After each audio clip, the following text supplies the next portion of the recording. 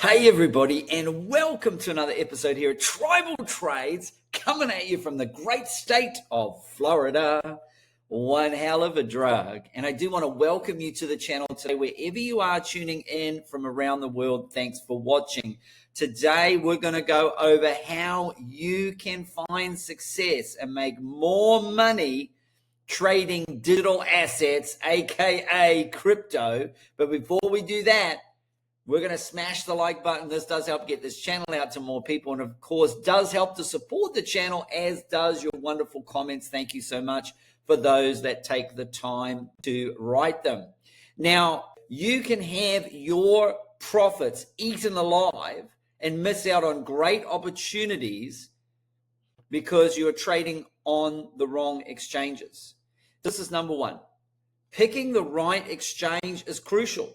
Many people are still trading on Coinbase or Uphold or Crypto.com or Gemini.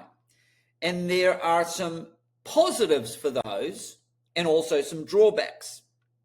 Some of the drawbacks are terrible fees you get charged. Every time you take profit at $10, $2 or $3 gets eaten up in fees. Unbelievable.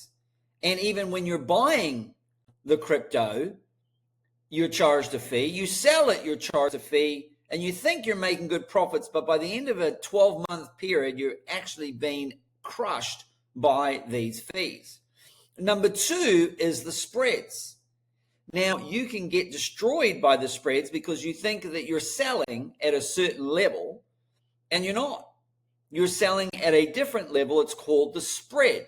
And again, these exchanges make money on the spread. The price of Bitcoin could be 90,000 and you're looking to sell it at 90,000, but instead you end up selling it for 89,500. That's called the spread. And then you look and think, wow, plus the fees, I really got eaten up there on the fees and the spreads.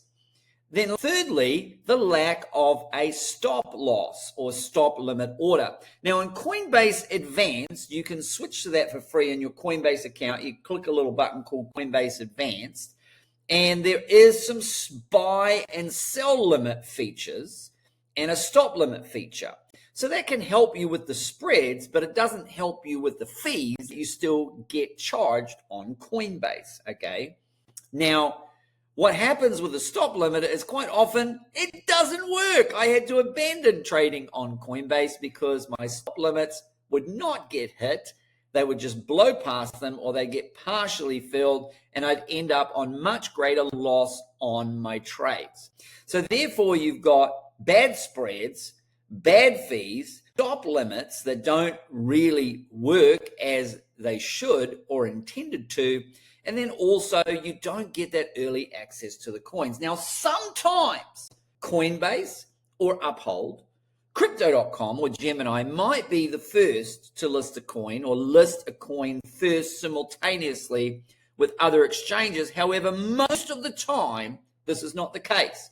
If I had waited for Coinbase to list TAO, Potenza Tau, which it finally did when it was at $400 or more, I would have missed out getting it in the $100 range, which I was able to pick up on other exchanges. So getting those movements earlier, we've all looked at, seen people who got in early on projects. Oh, I wish I could have got on that project. Well, you could have had you been on other exchanges. Now, of course, I'm on all of these exchanges, Gemini, Crypto.com, Uphold, and Coinbase, and I don't generally trade on them unless there is a coin that I'm looking to get that is only available to me on those exchanges, not on all the other exchanges that I'm on or a part of.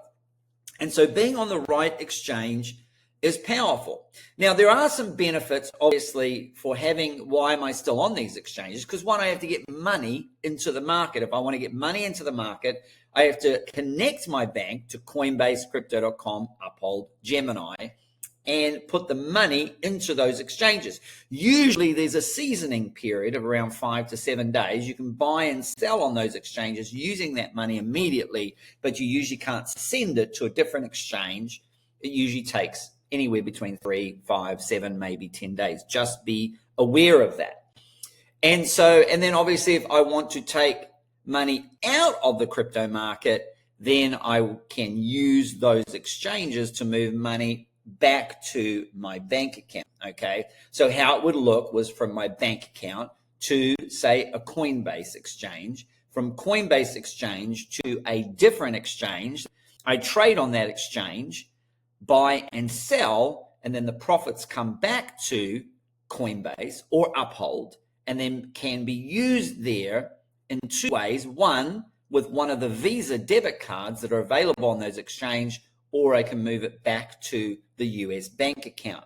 Now, Coinbase, Gemini has nice little Gemini credit card, a MasterCard, and you'll get $200 in crypto when you spend $3,000 in your first 9 days. So if you were on Gemini and you onboarded on Gemini, sent to another exchange, moved back to Gemini, you don't even have to move the money to your bank account. You can just use it in there like a bank account with a debit card, and you'll actually earn interest on your money in the exchange, okay? For Coinbase, for example, are paying at about 4% interest on your USDC. You have a Coinbase Visa debit card, and you can use that for purchases, okay? Gemini do the same. You can see here, Coinbase has a full review of the card here, that 0 annual fee, and you can use that Coinbase Visa debit card, okay? And we also have Uphold has the same. They have their card as well. And the beauty of it with Uphold and with Coinbase is you can set what you want to be the spending currency. So for Coinbase, you could set it to USDC, for example, as your spending currency, earn interest on it. On Uphold, you could set it to anything you like. You could spend an XRP. You go to the store with your debit card and use XRP or Solana or one of the other coins from Uphold and spend that using that in the store, and it automatically converts it to US dollars or whatever country that you are in. And of course, you can earn interest on the money that is in there. Like on your USDC, you can earn, I think, about 4 or 5% interest. Same with Gemini, same with all of them, in fact. And so this is one of the benefits and the necessities of having one of those exchanges or multiple ones of those exchanges for onboarding and offboarding, okay? And of course, you can use your Visa or MasterCard debit cards on all of those exchanges to spend money without even having to bring it back to your US bank account, but you can also do that as well. You can do either or and both. All right, number 2, okay. What exchanges, therefore, have I found to be the most profitable for trading on? First of all, MEXC. Now, MEXC is an exchange that gets most coins first. They do. They just tend to get them before anybody else gets them. Very rarely will another exchange get it first. Sometimes it does, but then MEXC are pretty soon after. So they can be a good exchange for getting coins before it ever gets to Coinbase, Uphold, and Crypto.com, etc. And some of these coins, they may never get to Coinbase and Uphold, by the way, or could take many years. And so you want to trade those. But for MEXC, you need something called a Nord VPN. The Nord VPN is something that only costs a couple of dollars per month. There are links below in the description of this video. If you click the More button, it will pop out. And all the exchanges with links, and if you do use one of my links below, you do get bonuses. Okay, those bonuses could be in the form of free crypto. You might get some free cash, reduced trading fees, a reduction in sign-up fees on all the different links that are there. So it's a win-win situation because obviously I'll also receive something from those exchanges and you'll also get something as well. So it's a win-win situation. And so therefore, underneath in the description of this video, you have all the, if you're not signed up yet for Coinbase or Uphold or Crypto.com, those links all below, and the links for all the other exchanges I'm going to talk about at the moment, including MEXC. Click on that MEXC, and you'll either get reduced trading fees or zero trading fees on some crypto there. And they offer usually some, depending on what you deposit there, some free gift, a free coupon, some cash or whatever to use in futures trading. And so now you have signed up for one of these exchanges, but before you do, NordVPN. Now, some people don't like the NordVPN because you have to set it to a country that you identify as being in, like Australia and New Zealand or the Bahamas. You can identify as being there, and you have to connect to your VPN before you start trading on MEXC. Number 2, on MEXC, you do not perform KYC. Now, you don't have to. It's not mandatory. They're going to encourage you to, but you only give them your first and last name and your email address and no more. And that's it. It's as simple as that. It is free to sign up. Now, some people don't like using the VPN. The NordVPN costs a couple of bucks a month. Again, there is a link below in the description. I use a NordVPN all the time because if you don't, your location and identity is exposed to phishers and hackers and scammers, etc. And so I do like that security. Now, you only need the basic plan, but there are bigger plans there that you can go for, the more security that you want. What are some of the other exchanges? Some of the other exchanges that don't require a VPN are Blowfin and Bitfinex. You simply sign up for them and you only give them, again, your email address and your password.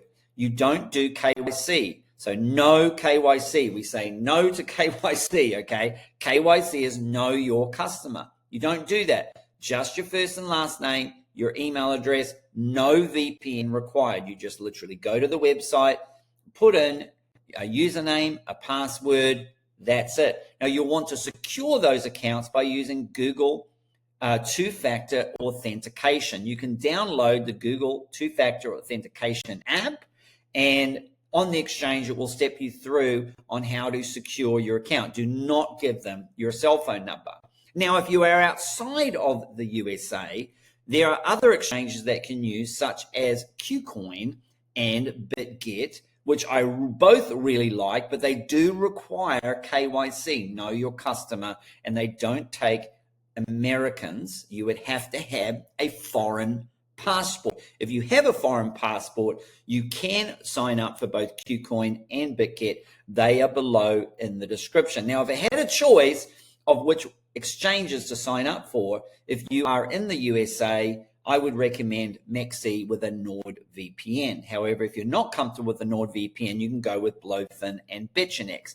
If you have a foreign passport, I would recommend MEXC or KuCoin. BitGet probably doesn't get those new coins as quickly as KuCoin and MEXC, but those are the two that seem to get the listings faster than anybody else, okay?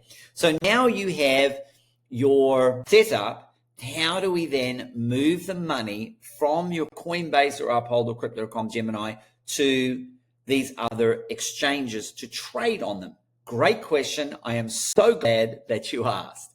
How we do this, and we're just going to show it for Coinbase today. We're not going to show it for the others just for the sake of time, but it's pretty similar. You really just need to find the send, and you need to click on send. Now, you click send on here, and it's going to open up a window. Obviously, you have to go to your assets and find SDC, and then you would click on send. Now, when you click on send, you're going to have to put an address in there. Now, let's look at Bitfinex first. You have to find where the deposit button. So you would find the deposit button clicking on your spot account here, and then you would do that. Let's go through the steps for you. So go to the spot account, and then you would click on deposit. Okay, and so you click on deposit. Now, I don't really use Bitfinex or Blowfin. I have very few little cryptos in there, not much, because I do like MEXC and BitGet and KuCoin a lot better, for example, okay? So Bitfinex is something I have a little bit on here, and then you would search for your coin and be USDC here, and you click USDC, and then you would choose the network. Now, the one that I recommend is actually Arbitrum. When sending from Coinbase, Arbitrum seems to be the most friendly. So you would choose Arbitrum. I'm not going to do that there because that exposes the address. And then an address will pop out here under the details section. You would copy and paste that address and put that in. When you click on send, it will just open up, and you put that address and you choose Arbitrum. So the important factors with this is, number one, when you're clicking send, you must use the same network. So if it's Arbitrum, you choose Arbitrum.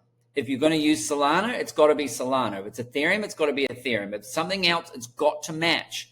So the chain has to match, the blockchain has to match Arbitrum, and what you're sending has to match. So you're sending USDC from Bitfinex on Arbitrum. That's going to give you that address. And then when you send it on Coinbase, you must send it USDC, the same thing, on Arbitrum when you click send. Okay. Now you can also do the same thing in reverse. When it's time to remove your money from Bitfinex and bring it back to Coinbase, okay, of course, we would go back to the account and we would click on withdraw.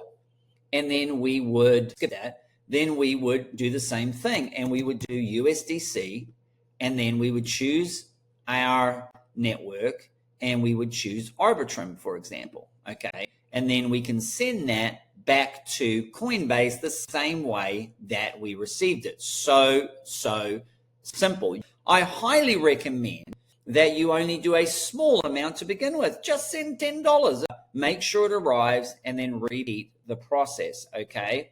Now, once you are in Bitfinex and your USDC is in there, you don't want to trade with USD. It has to be converted to USDT.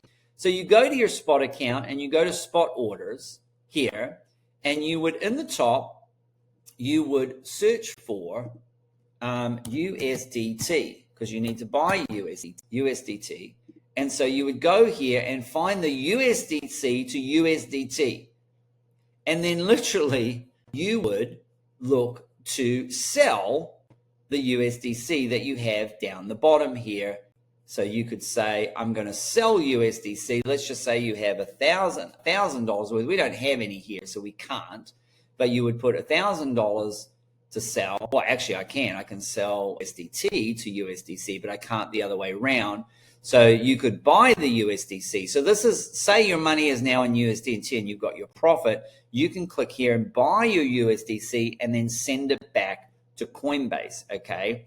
So that's what would happen. And then you would do it in reverse when you arrive here and you sent your USDC to USDT. Now it's a 1-to-1 conversion there. Actually, you get a fraction of a penny more. And then, but it's, the fee is usually around 50 cents to $1. So you'll not want to do it often because that can kind of add up, but you kind of just want to do it once. So if you send $1,000 USDC over, you would sell that USDC. You would put, again, I can't here because it's not there. There's nothing there. But you could sell the USDC to USDT. Then you can trade with USDT. Now, if you want to know how to trade on Bitfinex, there is a tutorial for this. I will put it in the description of this video so you can learn how to use Bitfinex for trading, okay, for spot orders. And then what you can do is you can start buying and selling using USDT. I'm not going to go into why you use USDT and not USDC. It's just important that do not use USDC for buying and selling on Bitfinex. In fact, you wouldn't probably use it on any of these exchanges such as Blowfin or Mexi or KuCoin. You would send your USDC and then you would have to sell it to USDT. And you would do the same here on Blow. Now you would repeat the same process for any exchange such as Mexi, Blowfin. You just have to find the deposit button, deposit USDC. Now, if some of them don't allow depositing of USDC, and I don't know any that do, but just in case, you might have to buy USDT in Coinbase and send that directly over. Sometimes the fees can be a little bit more expensive, for example, but that is something you can do as well. All right, well, that wraps it up for this video on how to get started in the crypto market. And then you can trade lots of coins that aren't necessarily available on Coinbase or Uphold or on Gemini or crypto.com, and you are able to buy and sell for the exact price that is there. So you're not getting eaten by spreads. You're able to access coins a lot earlier before they hit Uphold, Coinbase, or some of those other exchanges, and get in early when the prices are lower. And you're going to be able to avoid the high fees that are there. And of course, for those who want to trade leverage trading, this is where you can also do that as well by clicking on futures, and you can actually trade with leverage and learn how to make money on the way down. Now, I do teach that in the Discord, the Tribal Trades Discord. There is a link below in the description for that. You can get access for that. So, of course, there's a lot of education and entertainment because I'm not a financial advisor. This is not financial advice. This is for education and entertainment purposes only. Are you not entertained? Okay. All right. Well, thank you again for tuning in. As always, until the next episode or until I see you on the Discord, happy trading.